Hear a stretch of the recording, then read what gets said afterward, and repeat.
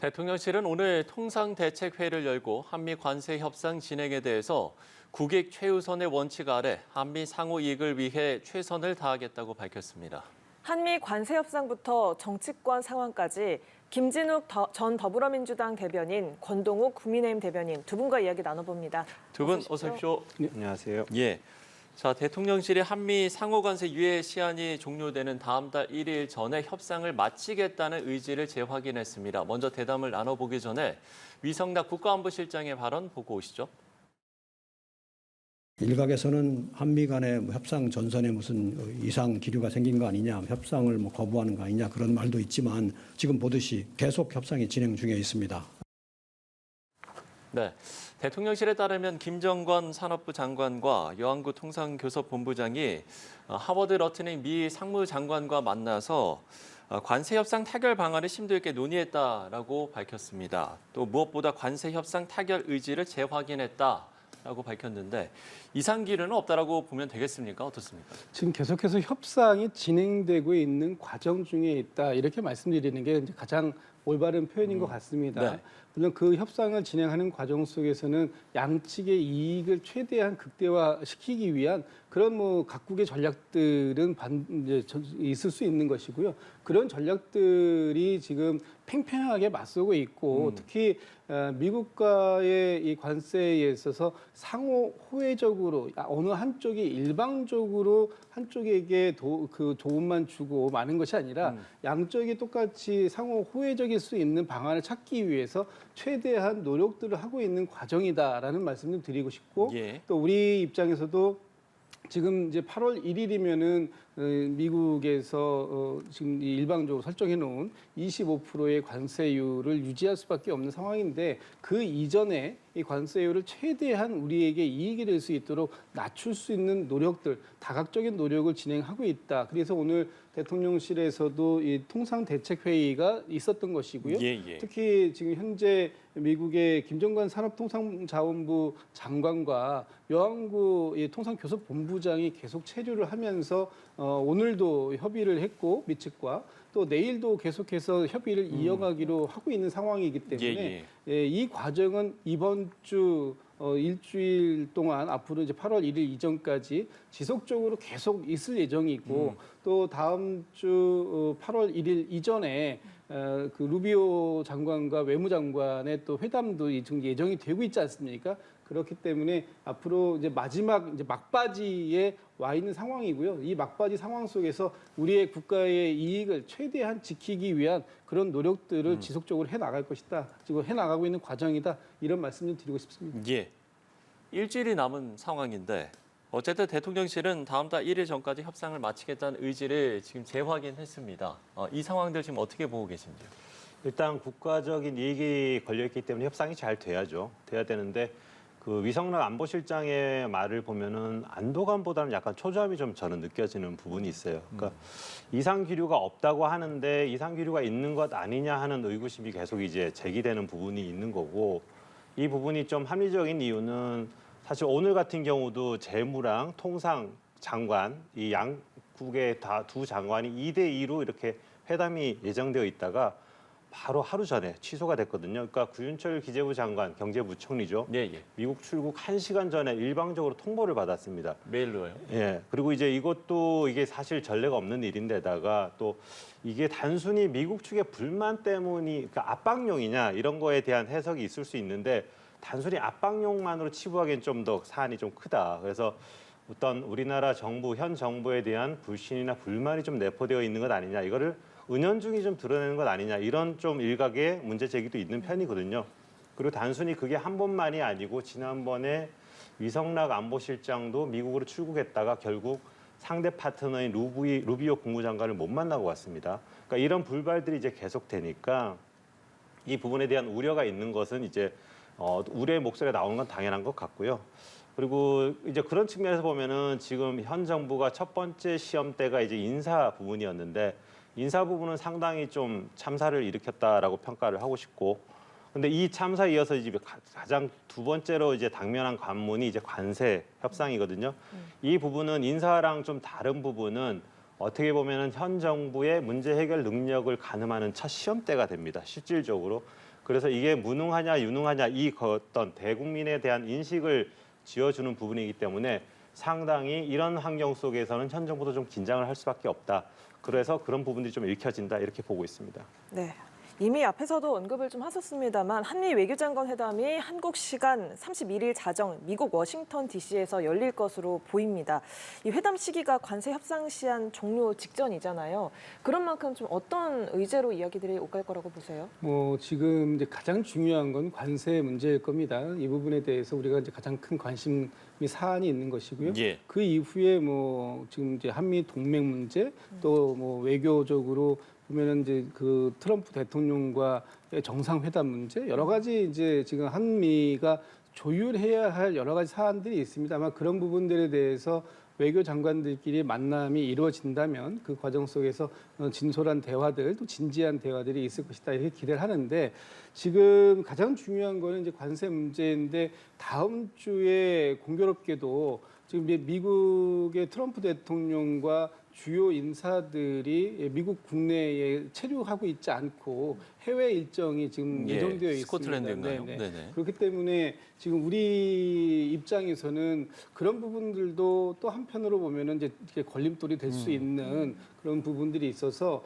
충분하게 실무 단위에서 회의를 또 할 건 하지만 또 위에서 풀어야 되는 부분들 특히 트럼프 대통령이 지금 이제 어떤 미국 관세 문제에서 가장 키맨이기 때문에 트럼프 대통령을 어떻게 어떤 방식으로 설득해낼 수 있을 것인가. 그래서 지금 우리가 가지고 있는 뭐 여러 가지 카드들이 있습니다. 관세에 관련해서 그 카드들을 이 협상 전략과 연계되어 있기 때문에 정부가 구체적으로 공개하지는 못하겠지만 그 가운데에서 우리가 최대한 양보할 수 있는 것들 그리고 또 최대한 미국의 양보를 끌어낼 수 있는 지금 그런 부분들에 대해서 면밀하게 검토하고 회의를 진행하고 있다 이런 말씀드리고 지금 이제 그 야당에서 우려하시는 부분 충분히 이해는 돼요. 특히 우리의 관세 문제가 이것이 뭐 자칫 잘못하다가는 그냥 단순하게 경제 문제뿐만 아니라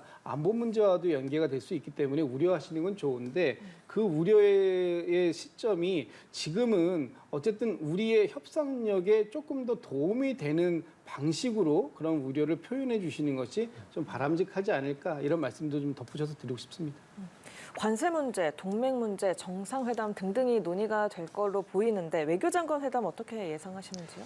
이게 이제 8월 1일 날 관세가 이제 발효되기 직전이기 때문에 네. 그리고 지금 관세 협상 같은 경우는 실질적으로 이제 진행이 되고 있는 상황이기 때문에 이게 외교장관 회담이잖아요. 그러니까 아무래도 관세도 좀 포함이 되겠지만 가장 큰 부분이 아마 정상회담하고 에이펙 부분이 아닐까 싶어요. 그러니까 지금 현재 이재명 대통령이 취임한 이후에 지금 아직까지 일정이 한미 간의 대통령 정상회담 일정이 안 나오고 있고 또 거기에 대한 조율도 어떻게 보면 지금 논의가 되고 있는 부분이 아직 바깥으로 안 드러나고 있어요. 그래서 예. 그런 부분들에 대해서 어떻게 보면 이제 당장은 관세가 시급한 현안인 건 맞는데 바로 이어서 정상회담이 어떻게 언제 어느 자리에서 이루어지느냐가 이제 초미의 관심사고 이 부분에 대해서 국민들께 어떤 면에서 보면은 좀 안도감을 주는 조치들이 좀 필요하지 않을까. 다시 말해서 지금 한국 외교가 좀 패싱 당하고 있는 것 아니냐 하는 우려를 불식시킬 수 있는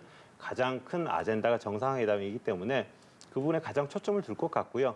여기에 연계해가지고 아무래도 이제 에이펙이 곧이어서 10월 달에 있으니까 이 트럼프 대통령이 방한을 하는 문제 이 부분의 성과까지 더 가져오면은 훨씬 현 정부가 도움이 되겠죠. 이제 그런 부분에 아마 초점을 두고 31일은 논의가 되지 않을까 짐작을 하고 있습니다. 예, 알겠습니다. 자, 관세 협상과 관련해서는 뭐 협상이 지금도 뭐 계속 진행 중이기 때문에 물론 뭐 이제 저희 뉴스 중에도 속보가 나온다면 저희가 신속하게 전해드리겠고요. 앞으로도 계속해서 이 부분은 저희도 주목하고 지켜봐야 될 것 같습니다. 자, 주제를 바꿔보겠습니다. 부적절한 과거 발언으로 논란이 되고 있는 최동석 신임 인사혁신처장에 대해서 국민의힘이 임명 철회를 요구를 했습니다. 여기에 민주당 내에서도 분위기가 좀 심상치 않은 것 같은데요. 이 사안은 어떻게 보고 계세요? 지금 이 최동석 인사혁신처장에 대해서 뭐 과거 본인이 공직 생활에 공직자로 임명되기 이전에 했던 어떤 사인 시절의 유튜브라든가 아니면 기고문이라든가 이런 부분들에 있어서 약간 좀 다소 과장되거나 과격했다거나 하는 이런 부분들이 문제가 이제 됐다 지금 얘기하고 있는데 네. 이분에 대해서 이런 부분들이 그 지금 결격 사유가 되느냐 뭐 보시는 거에 따라서는 결격 사유다라고 주장하실 수 있습니다만 앞으로 이 이후에 어떤 방식으로 공직 생활을 하는 것이냐 하는 부분이 더 중요하다고 봅니다. 아마 이 부분에 대해서는 본인이 더 진솔하게 사과하고 또 반성하는 모습을 보여준다면 어떻게 보면은 용서되고 넘어갈 수 있는 부분도 있어요. 그러나 이제 본인이 했던 많은 말씀들 중에 상대방들을 폄훼했다거나 또는 가슴 아프게 하는 그런 발언들이 있었다면 본인이 정리하는 건 맞죠. 그러나 지금 그 과거에 있었던 발언 하나하나를 꼬투리 삼아가지고 이 지금 공직에 부적합하다라고 얘기한다면 과연 공직 생활을 할 수 있는 사람이 몇이나 될 수 있느냐 이런 또 얘기도 있기 때문에 네. 일단은 임명이 된 상태에서 이분이 앞으로 활동하는 공직을 좀 지켜보면서 평가해도 늦지 않다고 보고요. 과거에 윤석열 정부에서 국가공무원 인재개발원장 같은 경우에는 현직에 있으면서도 본인이 유튜브에 출연해서 여러 가지 정치적 발언들을 했던 사안들도 있습니다. 그렇기 때문에 지금 공무원으로 이제 막 임용된 분이 과거에 개인의 사인 신분에서 했던 발언들만 가지고 그것이 어떤 결격 사유다. 이렇게만 주장하는 것은 좀 바람직하지 않다 보이고 본인이 이제 지금 뭐 여러 가지 비판이나 이런 부분들 직면하고 있는 부분도 있기 때문에 예. 스스로 결심을 하거나 또는 이 부분이 많은 분들이 더 이상 공직을 수행할 수 없는 부분이다라는 그런 여론이 좀 형성된다면 모를까 지금 과거에 있었던 발언들 몇 개가 들추어져서 나왔다고 해서 그것이 바로 결격 사유다 이렇게 단정 짓기는 좀 어렵지 않을까라는 생각이 듭니다. 예, 과거보다는 이제 앞으로가 중요하다 이렇게 이야기를 해주셨는데 어쨌든 이제 국민의힘 입장에서는 임명 철회를 지금 요구하고 있는 거잖아요. 네, 그렇습니다. 이분의 그 발언들이 설화 수준을 좀 넘어서는 상황이에요. 그러니까 지금까지 했던 발언들을 보면은 이재명 대통령에 대해서는 거의 개인 숭배 차원의, 그러니까 좀 여기서 소개하기 좀 민망한 수준의 발언들입니다. 그런 내용들이 다 반사를 이루고 있고 또 박원순 시장 사건에 대해서는 기획된 사건이다 해가지고 2차 가해 논란까지 있었던 분이거든요. 그리고 무엇보다가 지금 이 인사와 조직의 전문가라고 했는데 이분이 한 발언 중에 문재인 정부 때의 그 인사 기준에 대해서 비판한 부분이 있어요. 이 멍청한 기준이라고 아주 원색적으로 비난했는데 그 인사 기준이라는 게 뭐 성범죄라든가 음주운전이라든가 우리가 공직자로서 당연히 하면 안 되는 것들에 대한 그 사안들을 조건들을 내건 건데 그럼 이분이 지금 인사혁신처장이 됐을 때 인사 기준 도대체 뭔가 답을 할 수가 없는 거죠. 그러니까 이 다른 자리도 아니고 공무원들의 인사, 윤리, 복무 이거를 담당하는 자리에 그 수장으로 있으면서 이런 인식을 가지고 이 자리를 직무를 수행한다라는 게 과연 이게 이제 합당한 일이냐. 그리고 만약 이 발언들이 단순히 뭐 어떤 설화를 넘어서서 하나하나를 짚어보면 일고의 가치가 사실 없는 발언들이에요. 이런 것들을 여기에서 꺼내기도 민망한 언어들인데 이런 분이 공직사회의 그 인사혁신처에 올랐을 때 그러면 이 정부를 바라보는 어떤 국민들의 어떤 인식에 좋은 영향을 줄 수 있을까? 그 부분 저는 좀 심각하게 우려가 되거든요. 그러니까 그런 부분에서도 그러니까 단순히 민주당 일각에서도 이런 비판이 여론이 있는 게 뭐 예를 들면은 같은 진영 인사를 비판했다 이런 것만은 있는 것 같지는 않아요. 그러니까 이분의 있던 발언들이 너무 심하고 그 어떻게 보면 가벼움이 너무 지나치다라는 측면에서 어떻게 보면은 이재명 대통령 정부에 대해서 좀 부정적인 인식을 줄 수 있다 이런 우려도 좀 깔려 있을 것 예. 같고 저희는 그런 차원에서 충분히 이 부분은 지금 지명 처리가 돼야 된다 이렇게 보고 있습니다. 네, 자 이번엔 민주당 전당대회 이야기해보죠. 8월 2일 전당대회가 일주일 앞으로 다가오면서 후보들 간의 경쟁도 가열되고 있는데요. 특히 강선 후보 자진 사퇴 여파가 이어지고 있는 것 같습니다. 워낙에 두 후보가 엇갈린 입장을 가지고 있기도 하고 지지층들의 의견도 굉장히 상반되게 엇갈리고 있는 상황인데 강 후보자 사퇴가 어떤 영향을 미칠까요? 원래 이 부분이 전당대회에서 어떤 변수가 될 거라고는 아무도 생각하지 않았던 것 같습니다. 예. 그런데 갑자기 이제 이 강선우 후보자에 대해서 이 당권 주자들이 상반된 입장을 내놓다 보니까 이것이 이제 전당대회에 큰 어떤 변수로 등장을 한 건 맞는 것 같고요. 이제 지금 전당대회에 변수가 두 가지가 생겼습니다. 원래 이번 주에 있어야 하는 어떤 그 호남 지역이라든가 이런 지역 경선이 후수의 피해를 복구하는 것 지원하는 이런 여러 가지 상황들 때문에 8월 2일 날 원샷 경선으로 이제 예.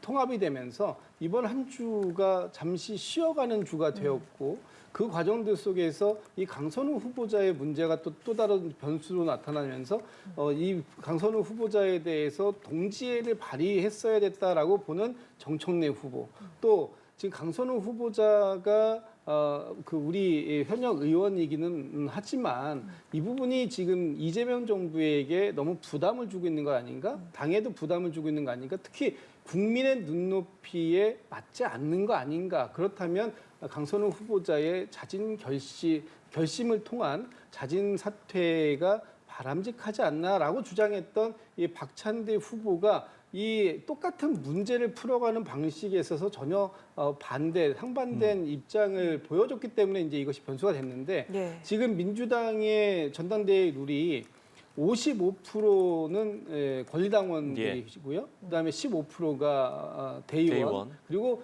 일반 국민들의 그 비율이 30%입니다. 그렇기 때문에 이번에 일반 국민의 눈높이에 맞춰야 된다고 얘기했던 박찬대 후보가 어떤 일반 국민의 여론조사 쪽에서는 소구력을 얻을 수 있는 거 아닌가. 그러나 또 한편으로 보면 권리당원들 입장에서 이미 대통령께서 결심해서 임명을 하기로 한 후보를 마지막에 자진 사퇴 방식으로 낙마시키는 것 이것이 과연 옳은 일이었느냐라는 것에 대한 의문 이렇게 따지면은 이제 권리당원들 쪽에서의 표심이 어디로 갈지 전 좀 아직은 좀 잘 모르겠다. 그래서 이번 주말을 지나면서 아마도 이 문제를 처리했고 또 이재명 정부의 성공을 각기 다른 방식으로 지원하겠다라고 지금 이 당권 주자들의 주장이 나오고 있는 와중에 어느 쪽의 이 주장에 힘을 좀 실어줄 것인가 하는 부분이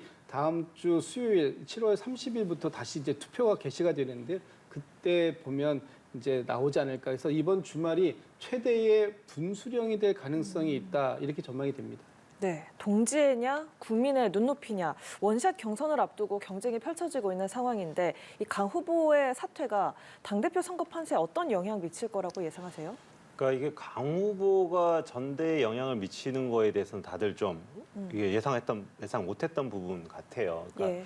이게 이제 박찬대 의원이 그 강 후보가 사퇴하기 직전에 17분 전에 이제 어떻게 보면 결단을 촉구하는 메시지를 내고 그다음에 강 후보가 사퇴를 하고 거기에 대해서 이제 뭐 결단을 내려서 감사하다는 뜻을 표하고 이 부분이 이제 이 어떻게 보면 기점이 된 건데 정청래 의원 같은 경우에는 좀 감싸는 입장을 취했고요. 예. 그다음에 박찬대 의원 같은 경우에는 강 후보의 사퇴를 이제 어떻게 보면은 유도하는 부분이 좀 있었죠. 이런 부분들을 봤을 때 이게 그러면 이 핵심은 이런 것 같아요. 이게 대통령의 의중이냐 아니냐 이거 가지고 지금 다 권리당원의 표심을 갖고 지금 어떻게 보면은 신경전이 벌어지는 것 같거든요. 예. 근데 이런 부분들을 보면은 이게 좀 전당대회가 조금은 뭐 그렇습니다만 그러니까 이제 이 여당의 전당대회이긴 하지만 초반부터 너무 어떻게 보면 이미 안 그래도 일국체제로 그동안 비판을 받아왔는데 지금도 이제 전당대회가 대통령의 의중을 누가 더 반영했느냐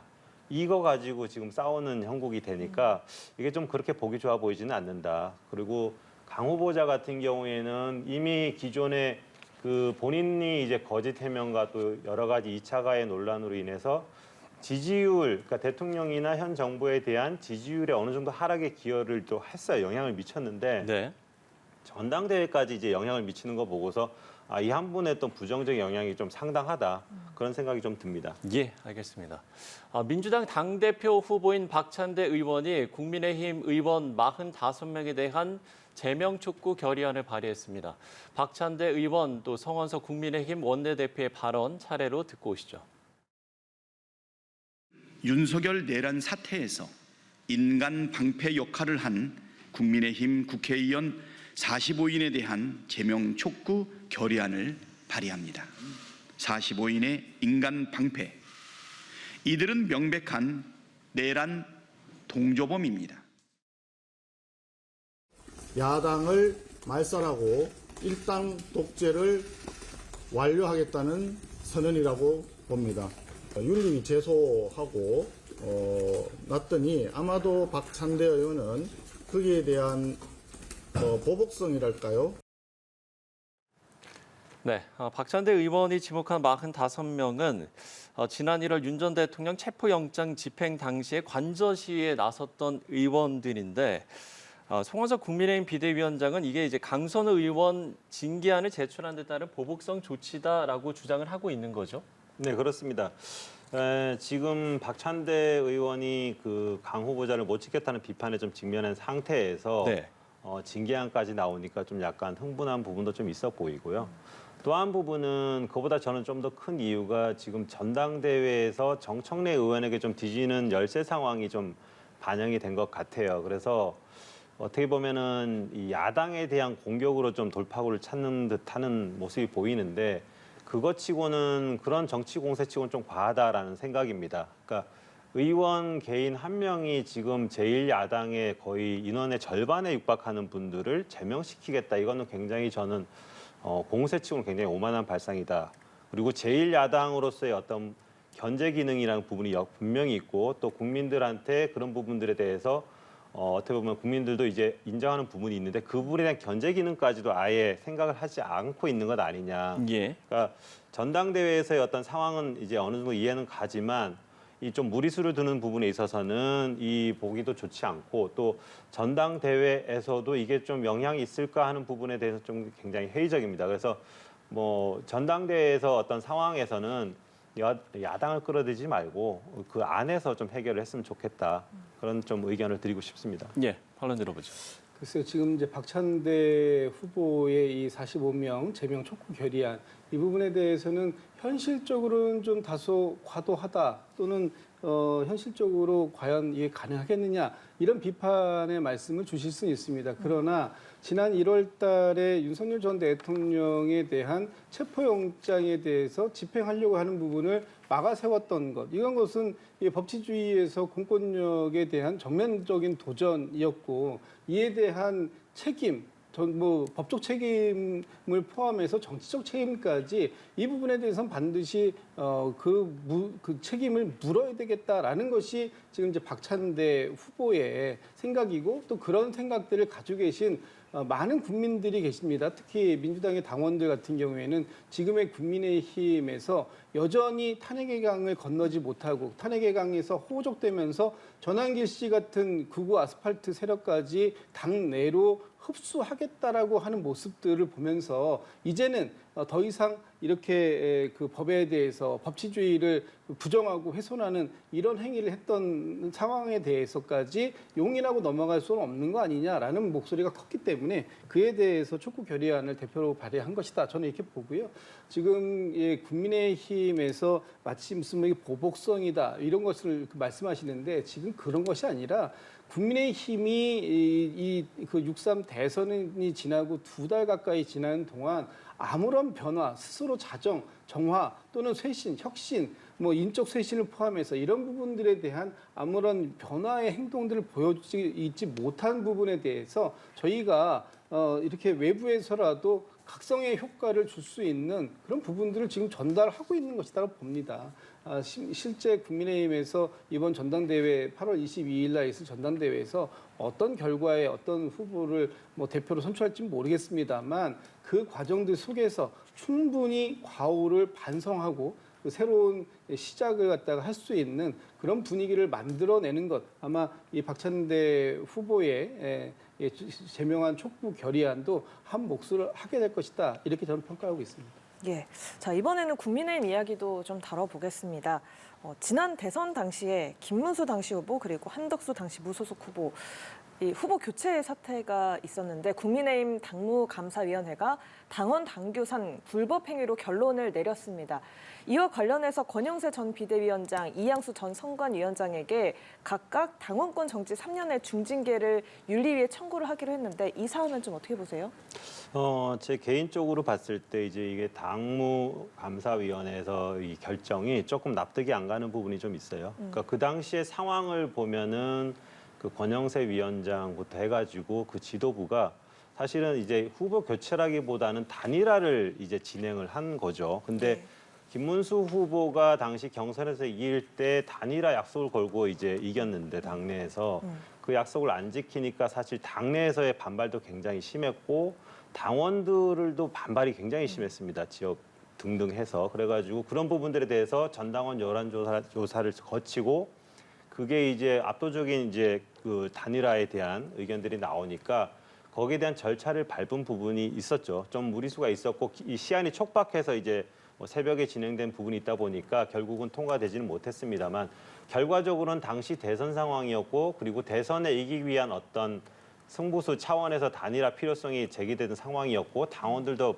이 절대 다수가 이제 동의하던 부분이었기 때문에 이런 상황들을 놓고 본다고 하면은 그 당시에 좀 무리가 있었다고 모양새가 있었다고 하더라도 절차적인 문제를 짚기엔 좀 제가 보기엔 무리가 있어요. 그런데 당원권 정지 3년이면 제일 높은 강도거든요. 그러니까 너무 어떻게 보면은 그런 당시 상황을 좀 상황을 참작하지 않고 결정 내린 부분 좀 있는 것 같고 두 번째는 또 거기에 대해서 원인 제공자인 김문수 후보에 대해서는 아무런 조치가 없어요. 그러니까 형평성 차원에서 좀 문제가 좀 있어 보여요. 근데 이 부분이 이제 그런 측면에서는 이게 윤리위에 지금 신청이 됐기 때문에 윤리위에서 좀 더 바로 잡아서 좀 균형 있게 좀 결정이 내렸으면 좋겠다. 제 개인적인 의견으로 말씀을 드리고 싶습니다. 네, 당시에 단일화 논의 상황이었기 때문에 당무감사의 결정을 좀 납득하기 어렵다라는 말씀을 하셨는데 또 한편 민주당에서는 여기에 권성동 의원, 비대위원들이 쏙 빠졌다, 반쪽짜리 징계 청구다라는 이야기를 하더라고요. 네, 당연히 그렇게밖에 볼 수 없습니다. 오늘 당무감사위가 명확하게 밝힌 부분은 이 당시의 후보 교체 시도가 당원 당규상의 근거가 없는 불법 행위였다라는 부분을 지금 얘기하고 있고 그렇기 때문에 당시에 당내에서 그 당시 국민의힘 안에서 나왔던 사실상의 쿠데타와 같다라는 표현을 그대로 이제 오늘 수용해 준 것입니다. 다만 오늘 이 징계의 범위에 그 소위 쌍권이라고 불렸던 권성동 원내대표가 빠진 부분을 납득하기가 어렵다라는 거예요. 왜냐하면 권성동 원내대표 같은 경우에는 당시에 소위 단일화를 주장하면서 단식까지 하셨던 분 아닙니까? 그만큼 강력하게 이 단일화를 압박했던 부분인데 이 부분에 대해서 하지 않았다. 그리고 당시에 그 선관위에서 후보를 취소하고 또 비대위에서 새롭게 인정하는 과정들 속에서 권성동 원내대표의 역할도 상당히 큰 역할이 있었음에도 불구하고 오늘 이렇게 두 사람만 특히 당시에 비대위원장 또 그 이양수 선관위원장 이렇게만 해가지고 두 명만 이 징계를 줬다라는 것은 징계의 범위도 상당히 축소시킨 것이고요. 그리고 오늘 징계위가 그 윤리위에 징계 청구를 했는데 이것은 결과적으로 보면 윤리위에서 심판해야 되고 심사해야 되고 그것이 비대위에서 확정적으로 의결까지 돼야 이 3년이라는 중징계가 완성이 되는 것인데 그렇게 되지 않을 가능성이 상당히 높다. 그렇다면 오늘의 이 징계 청구는 단순히 징계 청구 쇼에 그칠 우려도 상당히 크다. 그런 측면에서 지금 비판의 대상이 될 수밖에 없다. 이런 말씀을 좀 드리고 싶습니다. 예, 알겠습니다. 오늘 대담은 여기서 정리하도록 하겠습니다. 김진욱 전 더불어민주당 대변인, 권동욱 국민의힘 대변인 두 분과 이야기 나눠봤습니다. 오늘 말씀 고맙습니다. 고맙습니다.